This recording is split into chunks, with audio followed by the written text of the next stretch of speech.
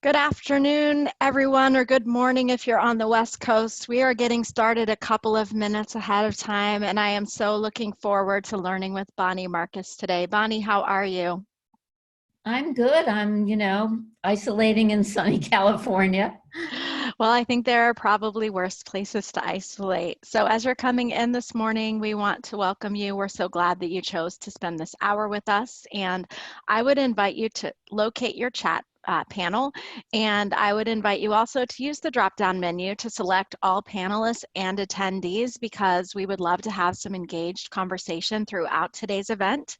So why don't we get started with that engagement and take a moment in the chat to tell us where you're calling in from and what things are like in your world today, and we would love to hear from you. If you happen to be attending today's event as part of your professional development and you want to give a shout out to your organization, we would love to hear about that too. In past months, I might have said, if you're with a group at your organization, be sure to tell us. I'm guessing that there is no one with a group today. Well, you could be Zooming with your group. Well, that is true. You could be Zooming with your group. So welcome to Catherine in Ontario, and welcome to Catherine in St. Louis, Missouri. Wow, two Catherines in a row. Welcome in Tucson, Susan.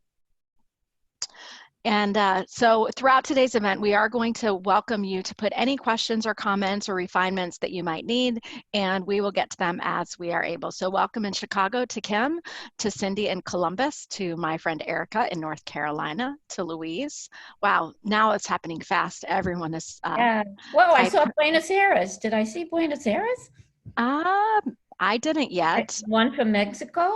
Wow, this is amazing. Yes, and hello to my friends in Michigan, to San Francisco Bay, New York, Las Vegas. Diane is giving a shout out to the Children, Youth, and Families Department of Las Vegas, New Mexico. Huh.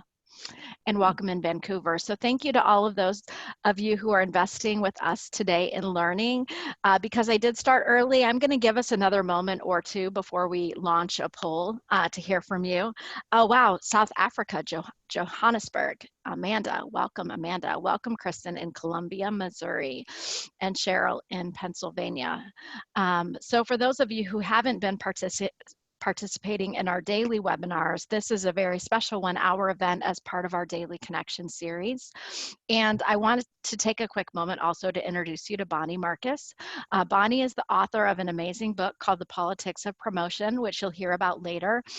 In today's event, she's also a great executive coach, a top-rated coach, and a top-rated keynote speaker when keynote speeches are happening.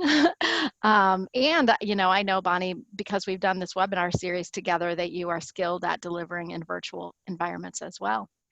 Oh, well, thanks, Becky. I'm enjoying it, and that all happened even before we were all isolated. It Right, sure we did. started this webinar series Last year sometime.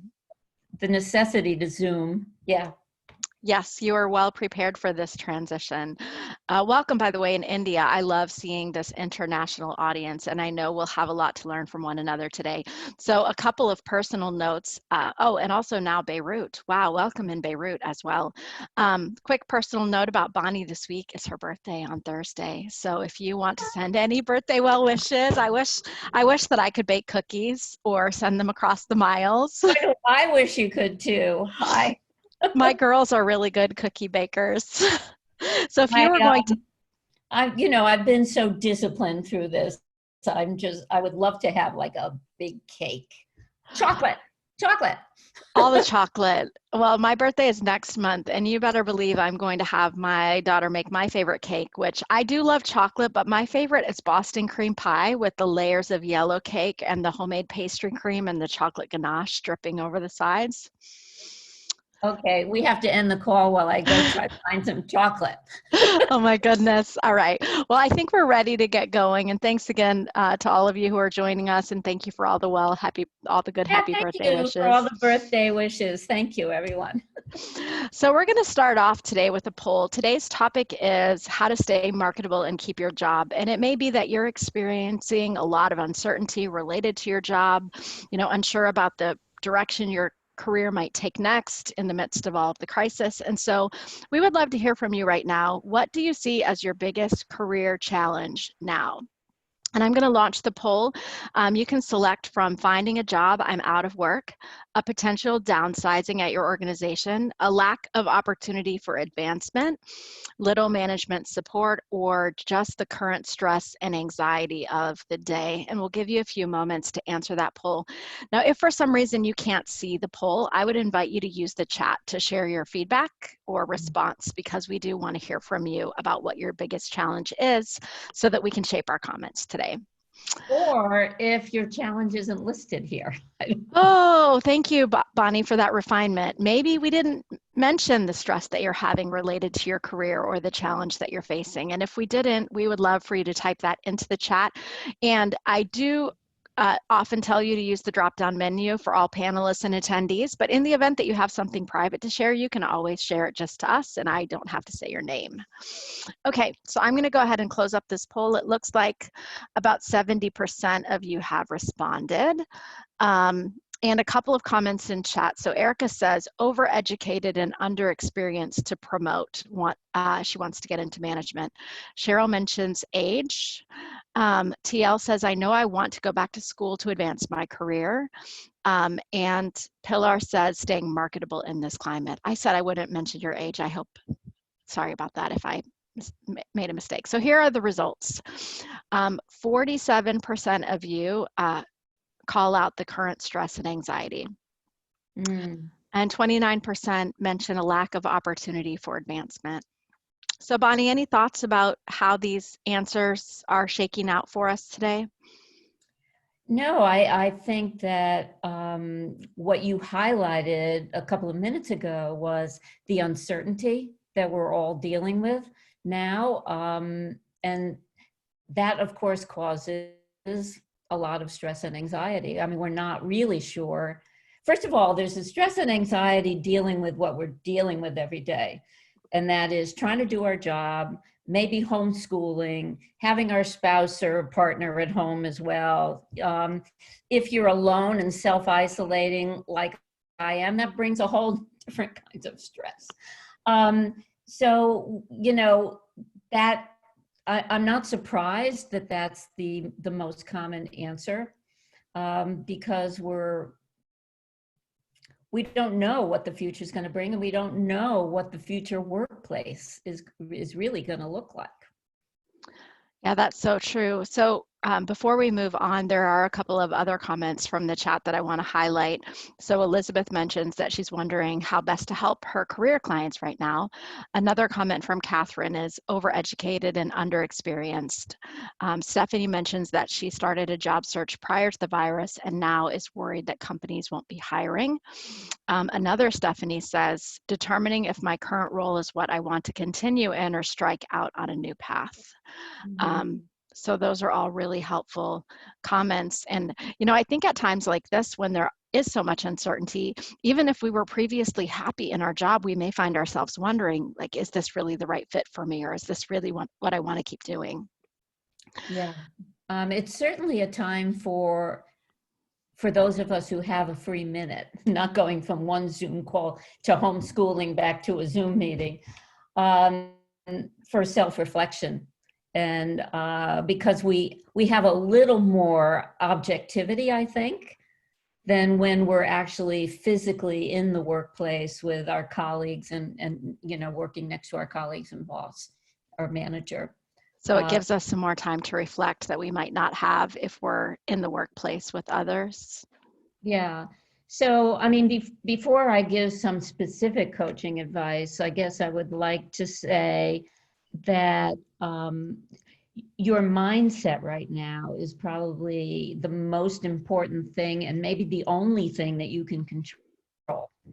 And if anybody else out there is similar to me, I like to feel that I'm controlling something, even in this time of uncertainty, and understanding what some of the assumptions you're making about yourself, what some of your fears are or limiting beliefs, and how that may be potentially sabotaging, you know, your career potential is really important. I think it's important to take stock of that right off the bat and understand what some of those limiting beliefs and assumptions may be that could hold you back. And I'll give you an example of two stories.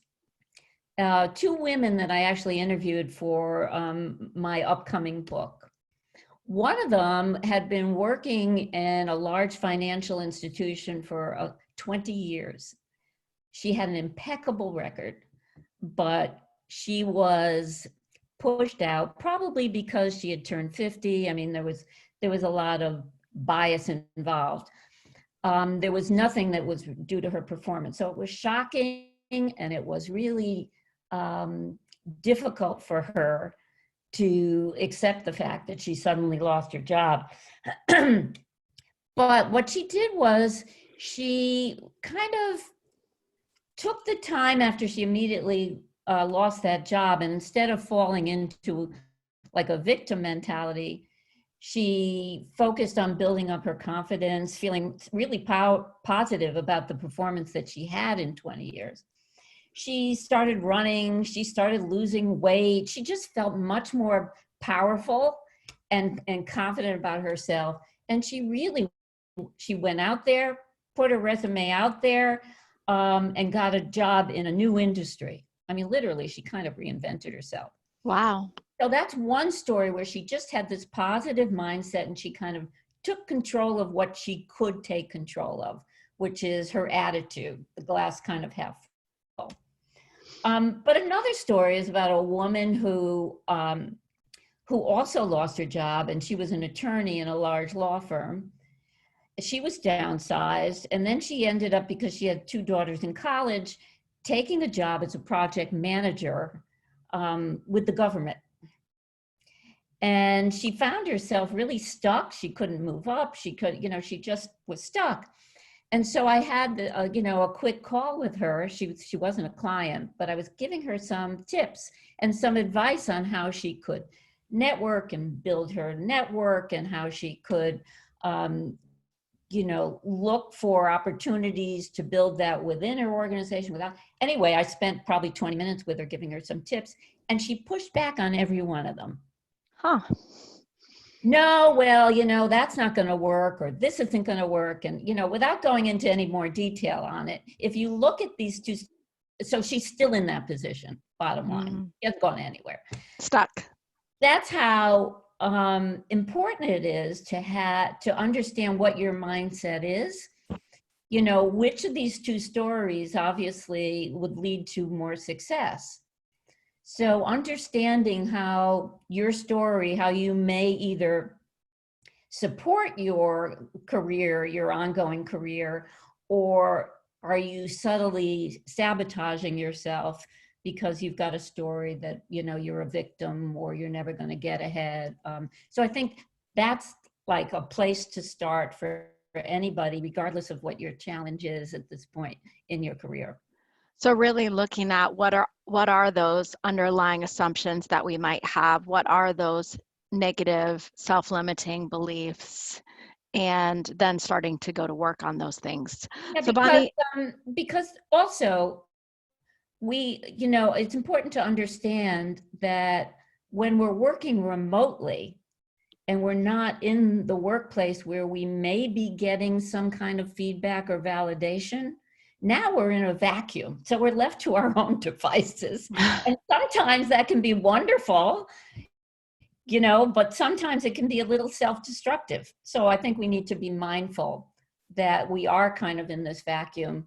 We're working alone at home, and we are left to our own devices. And sometimes that's good, and sometimes maybe not so good. So Melanie has a really powerful question here that Jessica is also asking that we address. And she asks, can you have a positive mindset yet still sabotage yourself? Yes. There's a quick answer. You can, because you can have a positive mindset, but either not understand the best way to network or advocate for yourself, or you may hesitate because of some other fears that you may have, but you're not necessarily invested or committed to doing what you need to do. That makes a lot of sense to me. And what occurs to me, Bonnie, is I think many of us in these uncertain times may be waffling. Like in general, I would consider myself to have a positive mindset, and Melanie, maybe you would too. But sometimes we can just get undercut at times that we don't expect it by those negative assumptions, even if in general we're a person with a positive outlook. Yeah, so what I would like to suggest is that everybody take a tally of exactly what kind of assumptions they're making about their success in their career right now. Take a look at these and say, are they serving you? Are they not serving you? And how can you reframe them in a positive way that's going to support your career trajectory? So anyway, I just wanted, it's almost like cleaning house, clearing the deck. And then once you do that, you'll be able to really focus on some of the other tips that I'm going to give you today. Sure. Well, I know, Bonnie, the next thing we wanted to talk about was how this time that we're in right now is a really good time to do that inner work. So let's talk a little bit about why that might be. And also, if we want to get started on facing some of the more difficult inner challenges of our lives, how can we get started with that? Well, just as I've said, I think the first thing is to identify them, be aware of them, write them down, take a look at them and say which ones serve me, which ones don't. And if you have ones that are perhaps negative, take a look at them and try to reframe them in a positive way. Create some positive affirmations for yourself each day, and keep those visible. But beware of your traps. That's the thing, because as we all know, all of us who are in the workplace, there are some obstacles that we have to navigate around in the workplace, but it's our own obstacles right now that we can control. So that's really helpful. So Bonnie, going back to your two stories of the one woman that you were coaching who, reframed and reinvented herself after losing her job of 20 years versus the woman who was stuck in a role that she didn't enjoy. Can you give us an example from the woman who was stuck and how she might have reframed in order to have a more positive way to move forward? Well, her mindset was that she was too old to compete. She was no longer marketable. She hadn't reached out to her network of former colleagues or alums in so long that they really wouldn't want to hear from her. So I mean, I could challenge every one of those, right? And say, this is a positive action that you can take. And so that's basically what I think you need to do is list them out and challenge them and say, is this really serving me? And how can I reframe it in a positive way? What action can I take, Yeah, I know that personally, when I take action to address the challenges that I'm facing, I suddenly do feel more in control, which is the thing that you said we're all missing. So when we take action, it's like we're taking control again. Yeah, so let's talk about some of the ways that we can take control and how Yes. we can stay marketable and keep our jobs. For sure. So I know that we wanted to talk about what the best way is to bring this up with our manager. So if we're in a job and we're concerned, in what way could we frame a conversation with our manager? Well, the first tip that I want to tell everybody is to really own your ambition. You want to advance your career, whether or not you see a clear path for that or not, you should, what I call, declare your ambition. So have a meeting with your manager and let them know that you are committed and dedicated to either staying with this organization, working to improve your skills, do what it takes to move up to the next level, or do better in your current job. We make assumptions as managers about our employees, and sometimes those assumptions are way off. So as an employee, you need to challenge what assumption your manager might have, and maybe they hadn't really thought about whether or not you want to move your career forward. I mean, they can't read your mind. So it's important to have a discussion. And if you haven't had that already with your manager, I would say set a meeting with your manager to talk about, to let them know that you're ready, willing, and able to continue to work and to continue to develop your career within this organization. I mean, whether or not that's going to be true in 3 years, but right now you want to keep your job. And in that meeting, it would be important to say to your manager that I'm interested in learning how I can continue to add value to you, to my team, and to this organization. And so it's not about, me. I want to know how I'm going to get promoted, but how do you see me continuing to add value in this organization? And maybe it's in another department.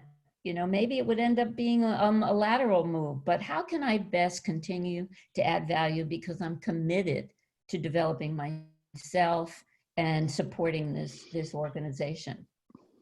And I think letting your manager know, don't assume that he or she already knows that you want to advance your career. That's a really powerful reminder, Bonnie. And I'm curious, for those of you who are on the call today who might be managers, what might you think if someone comes to you with that kind of statement? I know, hearing you, Bonnie, I think, wow, that would be such a welcome thing to hear. I'm ready, willing, and able to contribute. I'm committed to this organization. As a business owner, I would love to hear that. So I'm curious if those of you who are managers would also love to hear that type of kind of powerful statement from your employees. Yeah, I mean, the bottom line is you want to collaborate on a career path for yourself.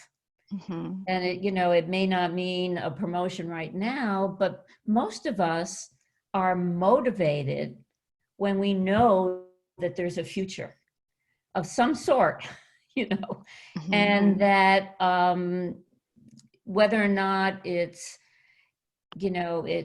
becoming a manager of getting direct reports for the first time, or whether it's taking on some kind of new responsibilities that might lead to a promotion. I think that, creating a career path with your manager is an important thing to do. And there are lots of comments coming into my question, but there was a question earlier from Cindy, and she was wondering, when you're going to declare your ambition, should you do that also not only to your manager, but also to other leaders or peers of your manager? Absolutely. And by declaring your ambition, I don't mean going around and saying, whoa, I have a lot of ambition and I definitely want, there are things that are going to turn people off, because especially, I don't know if they're all women on this call, but we just have this double bind around ambition, where when women kind of state their ambition out in the open, it's not always received well. But what I mean by declare your ambition is you first own it.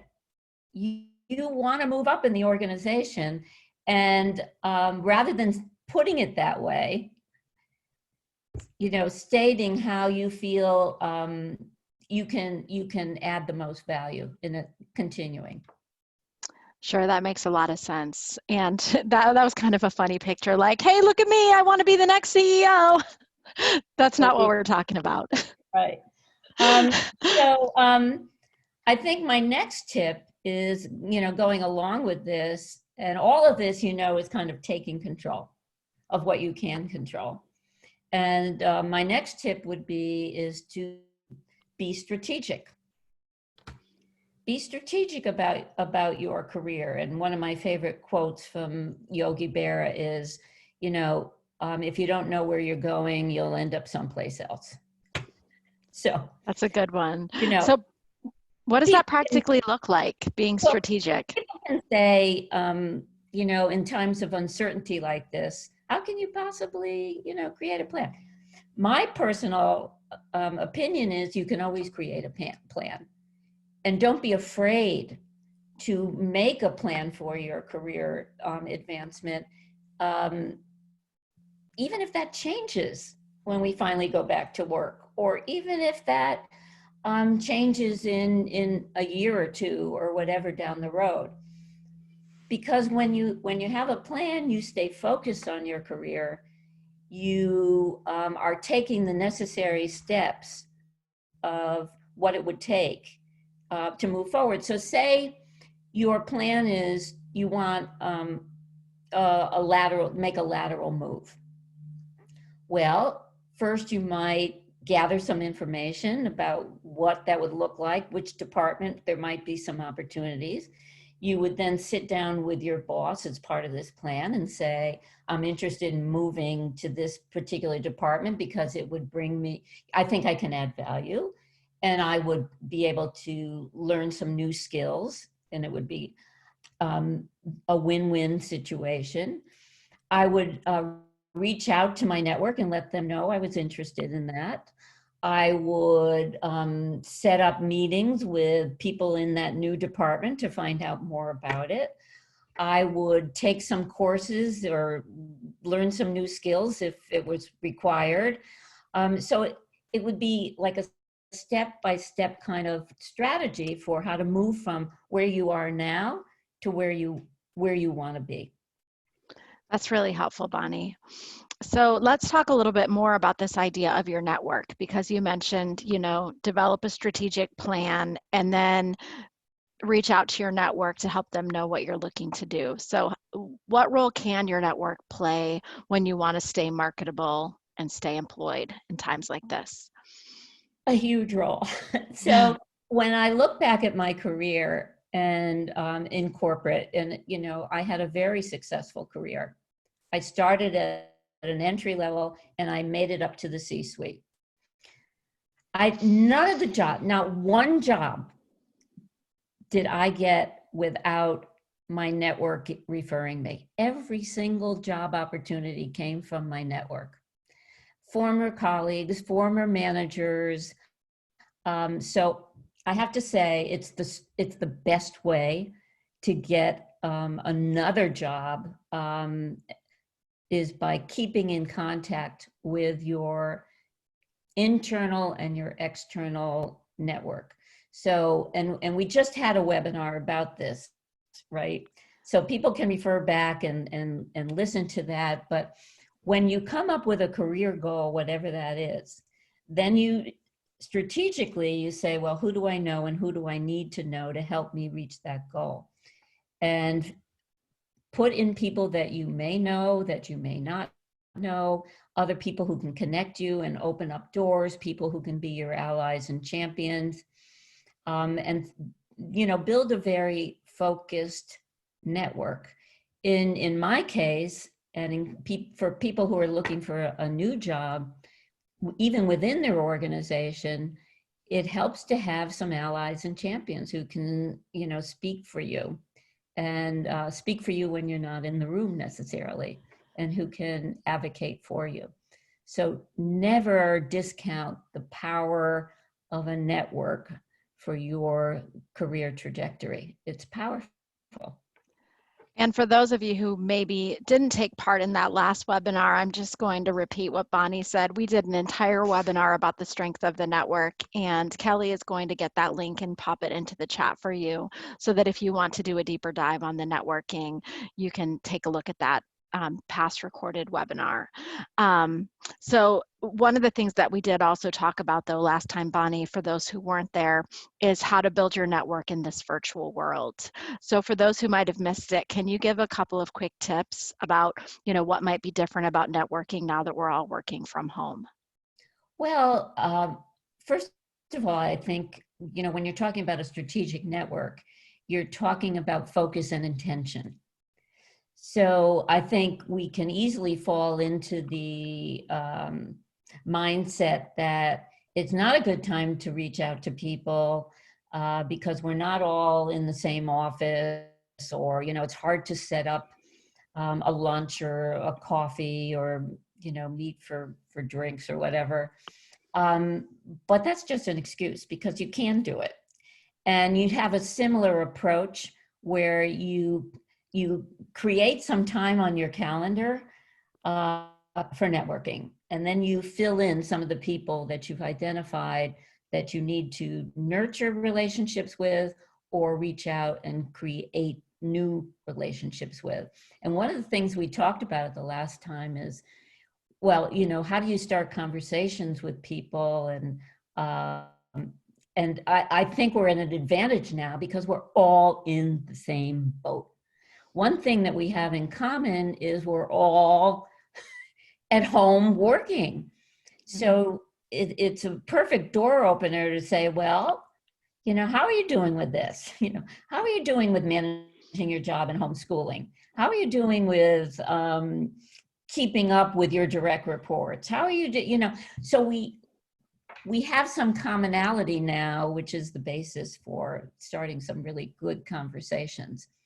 But identify people in your network, within your organization, as well as on LinkedIn, through social media. And people, are eager to connect and make connections now. It's the only way virtually that we have. I think starting with that intention and then dedicating some time will help everybody to build that network. Certainly so, and thanks for sharing those tips, Bonnie.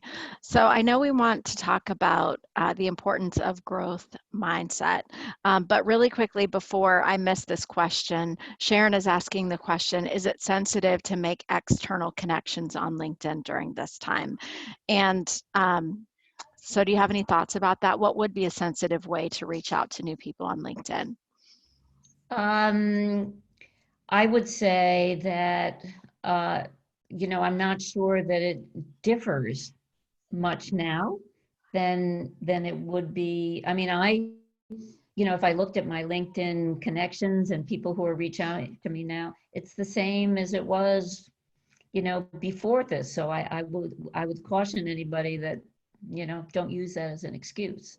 You can still reach out and say, and ask people, you'd like to know more about what they do. I mean, people love to talk about themselves. They love to talk about their work. So rather than it being all about you and what you need, if you show an interest in what other people are doing, I think you'll get a better response. Thanks, Bonnie. So back to the growth mindset. Let's talk a little bit about how that relates to our desire to stay marketable and keep our jobs. Yeah. So the growth mindset, I think the term came from Carol Dweck decades ago. And it's a growth mindset versus a fixed mindset. And with a growth mindset, you believe that you can always increase your abilities. There's always the opportunity to learn more, to learn new skills. And with a fixed mindset, you think, well, I'm only this smart. Here's my IQ, and I can't get any smarter. And no matter what I do, I hit my head against the wall. So I think it's pretty obvious that when you have a growth mindset, you are constantly learning new things and looking for and seeing opportunities to increase your skills, increase your abilities. Now, what does that look like in the workplace? Well, in the workplace, Sometimes your company offers training, and you can take advantage of that training. Or you can sit down with your manager and say, I'm interested in some career development. Do you have any suggestions? That might be even related to, advancing your career and that strategic plan of how do I move from A to B? Well, what other skills and experience do I need? And your manager may give you feedback, or human resources may give you feedback. And sometimes you can ask for reimbursement, and your company will reimburse you for courses like that. So I think that keeping the growth mindset will definitely help you to improve your potential to move your career forward. Looking for opportunities for how you can improve your skills, what new things you can learn. Right now, there are so many podcasts out there, business skills, business development, personal development. Even, we talked in the beginning about stress and anxiety, how to manage your stress and anxiety. There's so much that's free that's out there. There are all kinds of mastermind classes that I know a lot of people have signed up for. So, I think it's important to keep the growth mindset and stay open. And one thing that I like to ask myself at the end of every day that supports that mindset is, what's something new that I learned today? And when you ask yourself that, it supports the growth mindset, and it keeps this awareness, this sensitivity open to thinking of it all day long. Because at the end of the day, you're going to say, well, there's what new thing did I learn today? And sometimes, like yesterday, I went for a walk in one of the gardens here in Santa Barbara, and they have these push button things where you can learn about some of the plants and stuff. And usually I just walk through the park. I don't do anything. But yesterday I pushed the button and I learned about the particular Japanese tree that was there and where it came from and so. So, I mean, at the end of the day, what's one new thing that you learned? And I think that'll keep you in that mindset. That's a really powerful question to ask ourselves. It's probably a good question to ask our children too, for those of us who have kids at home during this crisis. Yeah, and it doesn't need to be about school, right? It's being sensitive and aware of all opportunities out there to learn something. That makes a lot of sense. So, advocating for yourself and others, why is this such an important part of keeping our jobs and staying marketable right now? Yeah, well, I mean, that's almost obvious, right? Because if we don't advocate for ourselves, we become invisible. And I don't care if you are, working remotely or you're not, you're not. It's really important to understand our value proposition, how our work contributes to positive business outcomes. There's an entire chapter in my book on how to figure out that value proposition and how important it is. Advocating for yourself and building up win-win relationships. So when you understand how your work benefits your manager and your team and your organization, then you can position yourself as somebody who can help others reach their objectives, their business objectives, more than likely. And in doing so, you create credibility and visibility for yourself. So it's really important to advocate for yourself. It's much more important when you can easily be invisible in a remote environment. So keeping that in the forefront of your mind, understanding that, and then when you're having conversations with people in your network, think about how you can add value, how you can create the win-win situations. There are two specific tips that I'd like to give as to how to stay visible during this time. And one is some coaching advice that I give all my clients, that I've always given my clients, and that is create a weekly status report. So at the end of each week, write down what you accomplished that week, what some of the challenges were, how you overcome that challenges, what you need in terms of feedback from your manager.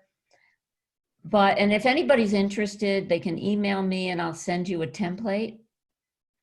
But when you keep a record, a written record of what you've accomplished each week, it helps your manager stay focused on your work and your progress.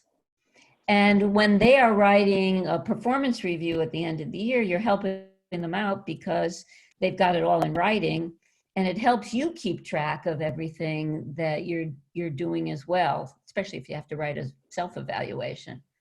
So we tend to forget some of the things that we've done. We may remember like the big accomplishments, like, wow, I just closed that huge deal. But then we forget about everything that happened that made that happen. I built significant relationships with the CEO of that company. I hit this obstacle and I was able to work with the team to build influence and overcome it. Whatever those little steps are that are so important, your manager needs to know and you need to acknowledge as well. So weekly status report keeps you visible. And you can tell your manager, what I've told my clients to do is create the template, send it to your manager, say, this could be the agenda for our weekly meeting. And if it's not weekly, even if it's monthly, fill it out weekly and send it, or, you ask your manager how often they want to see it. But I have yet had a manager say to a client of mine, don't bother, because it helps them as well. So it helps you to advocate and keep track of your accomplishments. And then the next thing to keep track of your accomplishments is to keep a success journal. And so how does that differ from the status report? This is something that you do on your own that is almost like a diary. And at the end of every day, you can write down everything that you're proud of, that you've accomplished during that day. And then at the end of the week, review it and say, what does this say about me? And you can write some positive affirmations from it. But I think this is so important now more than ever, because we are juggling so many things. You may be proud at the end of the day that you were able to put a meal on the table for your family, given that you had 10 Zoom meetings and you had to homeschool and you had like all this stuff to do. You had to, grocery shop or, whatever your challenges were. It doesn't all need to be business related, because what does it say about you that you were able to juggle all this and figure out the priorities and still stay sane at the end of the day? Or it could be related, specific to work. Well, but we don't often keep track of everything that we do and all our accomplishments. And this is a way to acknowledge it and take ownership of it. Well, and it seems to me, Bonnie, that would also help address some of the earlier suggestions that you made. So if we have negative assumptions that we need to challenge, we may be able to challenge the negative assumptions by focusing on these success items that we're putting in our journal. And then to your comment about growth mindset, we can identify those ways that we're growing when we look back at what we record in our success journals. Yeah, so it's really great. Put down anything, big or small, it doesn't need to be you closed a huge deal or what, anything big or small. And then what's really important though is at the end of the week to read the whole week and say, what does this say about me? And that's where you can write some positive affirmations.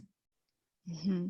It helps you to own your talent, own your ambition, own the, the attributes that you have that keep you on a success path. Help you advocate for yourself. It gives you confidence. That makes a lot of sense. So Bonnie, you referenced before the challenge that some of us might be feeling of working in a vacuum and not getting the type of feedback that we might get when we're in the workplace together. So what are some good ways that we can ask for feedback during this time in order to get what we need? Well, I think it's pretty much a rule of thumb that we need feedback regardless of whether we're working remotely or not. We're less likely to get feedback when we're working remotely, and therefore I want to stress it's more important to ask for it. Now, we can ask for feedback and not necessarily get it because we may assume that our managers are good at giving feedback, and that's not necessarily the case. However, you can manage your manager. You can help them be better at it. So just as an example, you can ask for feedback about some of your recent work. Mm-hmm. You could say to your manager, how am I doing?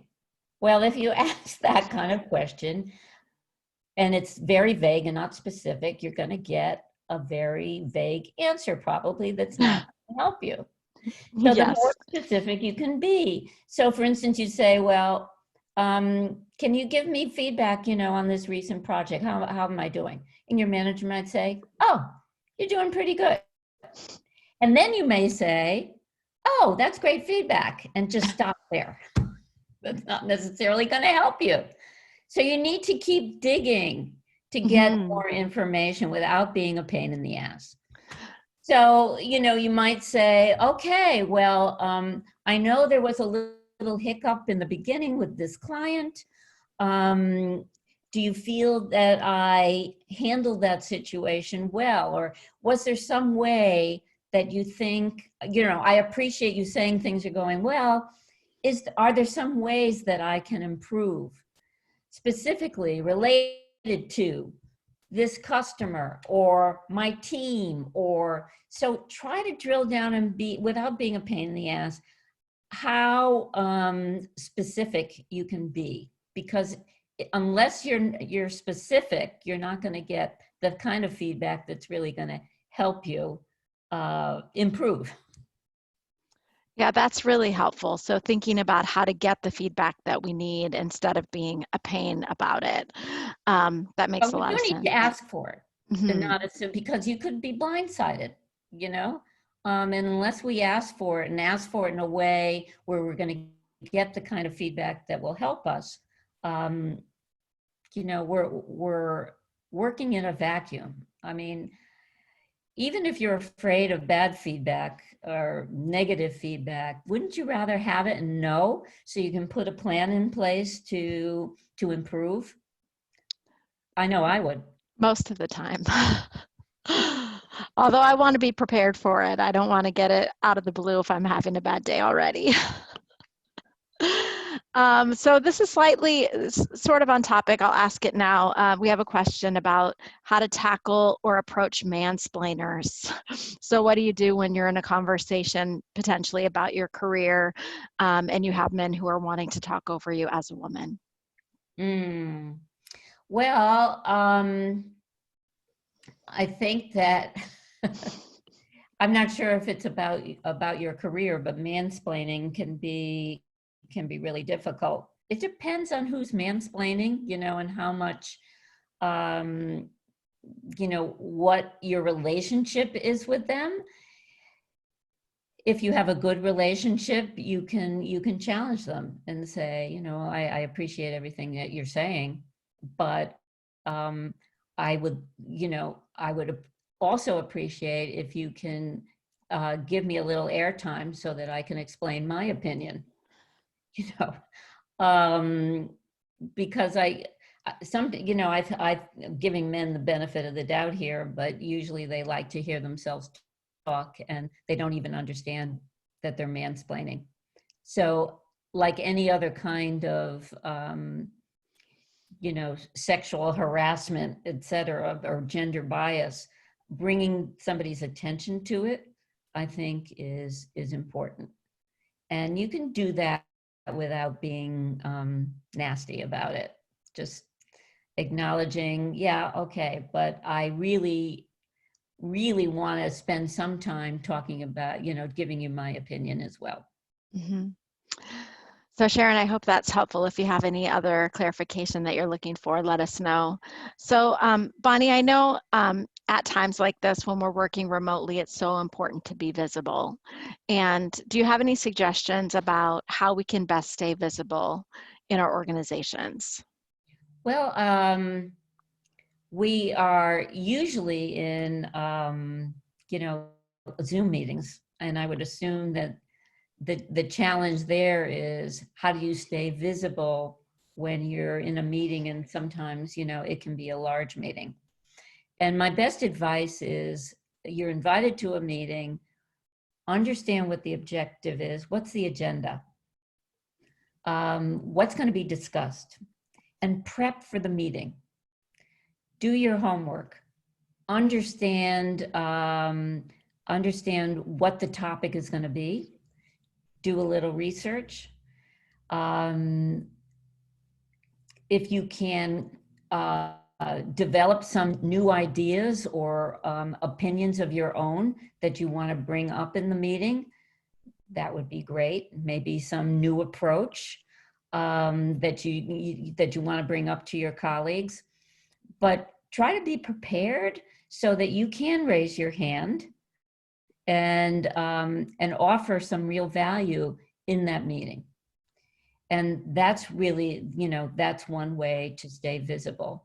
The other way that, I think we've talked about in previous webinars is to take notes.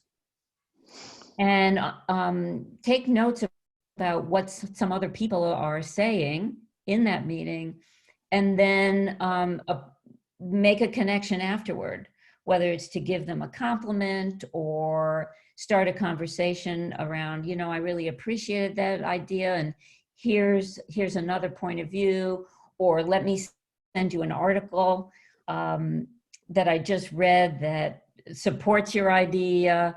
Just a way to not just be a silent head in the meeting or after the meeting, and continue to add value in a credible way, in a meaningful way. That's really useful, Bonnie, that idea of doing our homework and being prepared and then following up. There have been several questions throughout today's event, and we do have time to take one or two. So if there's a question that you asked earlier in the hour that we didn't get to in the course of the conversation yet, I would invite you to find your question, copy it, paste it for me again. And in the meantime, there is one that just came in that's new, so I'll go to this one. So this person had a job offer rescinded because the recruiter felt that the person's questions regarding the onboarding process and future schedule made it seem to the recruiter that she wouldn't be happy to be there. So the person is wondering, how can, I don't know if this is a he or she actually. So the person is wondering what to do, like maybe her communication techniques scared people off, or it was a bad environment to work in. So she's wondering what tips you might have to advocate for herself differently, to be set up for success to get the job, rather than, to be seen as not a fit. That's a really big question. It's a really big question. So Chris, at the end, you're going to have my email. Set up a free 15-20 minute coaching call with me. I'd be happy to talk you through it, because any advice I'm going to give now would be way too generic, I think. So you'll have my email, and I'd be happy to spend some time with you on the phone. So Chris says, Any thanks. other questions? There are probably some, but what I'm going to do right now, Bonnie, is to put the poll up so we make sure that we get to it. We do have one final poll that we wanted to get your input on today. Related to the fact that we are in these uncertain times, we're curious about what kind of support that you would find most helpful right now.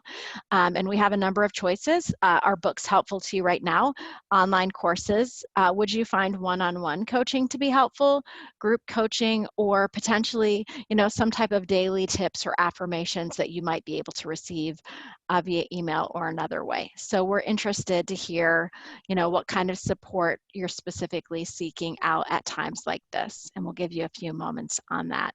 In the meantime, Kelly has put in the chat some information about contacting Bonnie for your free no commitment 15-minute consultation, a link to Bonnie's book, a link to her website, and also a link to her podcast, Badass Women at Any Age. And there is a new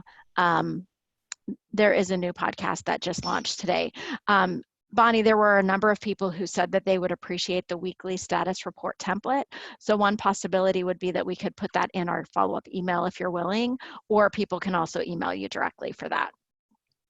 Okay, so yeah, we'll get that out. So let's end the poll and take a look at those results together.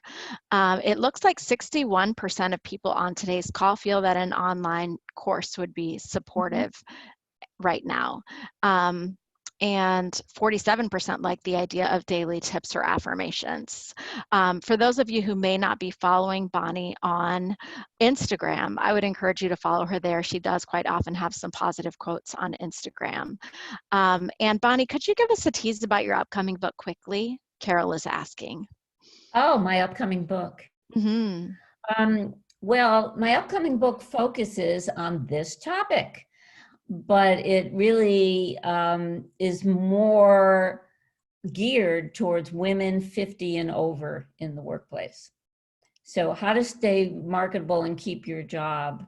And the working title is something that I don't think I'm going to be able to keep, but it's I'll have what she's having. How women over 50 regain their confidence and workplace power. Love that. So Bonnie, I know that you had some parting wisdom for us about asking for help. Yeah, we shared that. I think that when we most need help is when we hesitate to ask for it. So I just want to leave that with you, because sometimes, we're talking about some of our limiting beliefs and some of our fears and how that may or may not support us. But asking for help is when you need it is really important. And I know that throughout my career, and especially since I started my own business, I've invested, a lot of money in how to do things the right way, the best way, the optimal way. Mm-hmm. And I think investing in your career, whether it's through online courses or books or podcasts, whatever, reaching out to your manager and asking for some guidance on ways that you can build your skills, asking for feedback, but really, asking for help when you need it, even with your network, is an important thing to do. And catch yourself if you're holding back from that. Thank you so much for that, Bonnie. And one way you could reach out for help today is to email Bonnie at bonniemarcusleadership.com to schedule your free no commitment consultation. That could be, a first step toward looking for the help that you need. Bonnie, thank you so much for investing your time with us today. Have a very happy birthday. And we will be back with another webinar with Bonnie in the coming months. So stay tuned for that info. And everyone stay safe.